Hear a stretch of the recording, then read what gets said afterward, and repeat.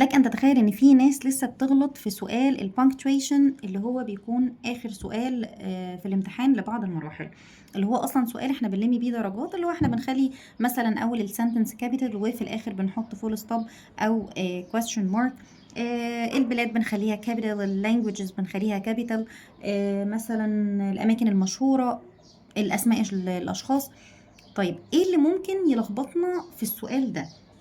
حاجتين، please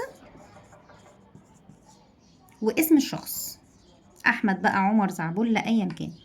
خلاص، تعال نشوف ايه اللي ممكن يغلطنا في سؤال البانكتويشن في الاتنين دول بالذات. يلا بينا. مستر حسن، ودي معلومه في كبسوله.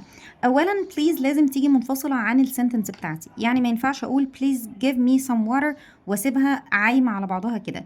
فبليز لو جت في اول السنتنس بنحط بعديها كوما علشان نفصلها عن السنتنس، ولو جت في اخر السنتنس بنحط قبليها كوما علشان نفصلها عن السنتنس. كذلك الحال مع النون، مع اسم الشخص، لو جه في الاول او في الاخر وبكلمه، وهي دي بقى اللي بتلخبطكم. خلاص بليز سهله وبتبقى واضحه، ولو شفتها في الاول او في الاخر احط قبليها او بعديها كما. طيب اسم الشخص، اعرف منين ان الشخص ده انا بكلمه؟ اولا خلينا مثلا في السنتنس التانية هنا، سنتنس كامله اهو، give me some water، المعنى اكتمل خلاص، اديني شويه ميه. احمد، يا احمد، فيا دي اللي هي الكما.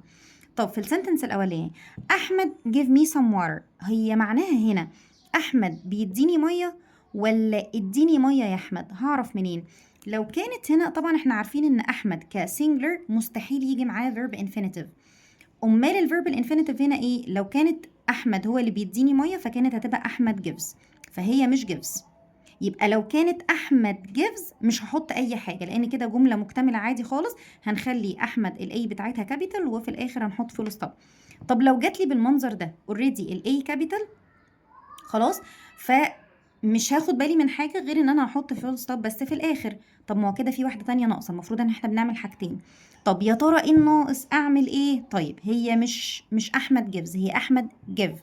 ايه ده؟ احمد وراها انفينيتيف، يبقى الفيرب هنا مش بتاع احمد. امال يا احمد give me some water، اديني ميه. يبقى احمد فصلتها عن السنتنس، لان give هنا مش بمعنى ان احمد اللي بيديني، لا ده انا بطلب من احمد اديني ميه يا احمد. فالفيرب هنا imperative او امر، انا بامره او بطلب منه، بعمل request ان هو يديني ميه.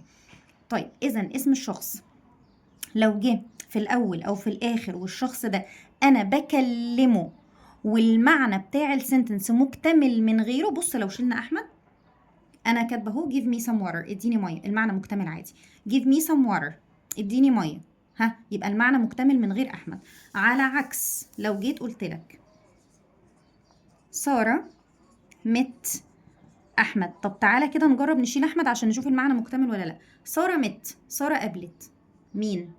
احمد. يبقى احمد هنا جزء اساسي في السنتنس او الاوبجكت بتاع السنتنس، فمش هينفع ان احنا نشيله، لان هنا ساره قابلت احمد مش بتكلم احمد او بتقول له حاجه. يبقى بنركز قوي في معنى السنتنس بتاعتنا، لان دي اكتر حاجه بتلخبطكم واكتر حاجه بتنقصكم في السؤال ده.